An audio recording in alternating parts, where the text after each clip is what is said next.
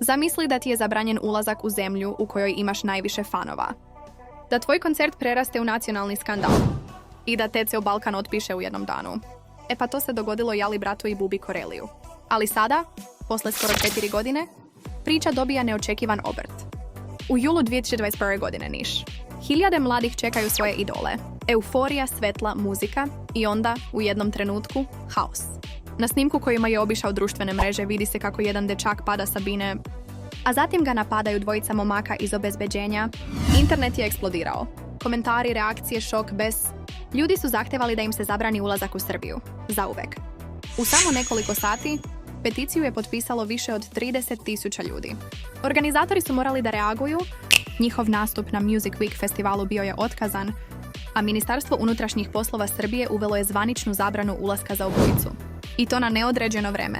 Mediji su brujali.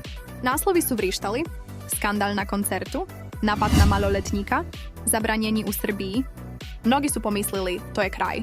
Kraj jedne ere. Kraj najpopularnijeg muzičkog tandema na Balkanu. Ali stvarnost je bila složenija. Jala i Buba su se ogradili od incidenta. Rekli su da u tom trenutku nisu bili na bini, da su bili šokirani onim što se desilo i da se iskreno kaju zbog svega.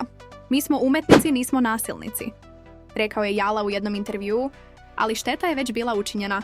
Naredne 3 godine, tišina. Ali u junu 2025. dolazi iznenađenje. Zabrana je ukinuta. I to tiho, bez velikih saopštenja. Samo jedan dopis, jedno ime skinuto sa spiska. Bez nastupa u Srbiji. Bez festivala. Bez publike koja ih je stvorila. Mnogi su mislili da se više nikada neće vratiti. Ali dovoljno da zapali celu scenu. Zašto baš sada? Da li je pritisak javnosti popustio? Da li su se vlasti predomislile? Ili možda postoji neko ko želi njihov veliki povratak? Ono što se zna, Jala i Buba planiraju ogroman koncert povratka, veći nego ikad pre, simbolično, baš tamo gdje je sve počelo, u Srbiji. Pričaju da će to biti više od koncerta. Biće to dokaz da se svako može vratiti, ako zna da nauči lekciju. Jer, bez obzira na sve skandale, njihova muzika nikada nije prestala da živi. Pesme su i dalje na trendingu, klubovi i dalje pevaju svaku reč. Publika i dalje čeka. A možda je baš to njihova najveća snaga? Ne kontroverza. Ne luksuz. Nego lojalnost fanova. Ova priča nije samo o zabranama i povratku. Ovo je priča o iskupljenju.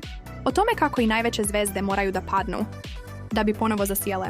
I ako misliš da znaš sve o Jali i Bubi, veruj mi, tek sad kreće pravi haos. Zato obavezno zapratite kanal, jer sljedeći deo ove priče će vas potpuno iznenaditi.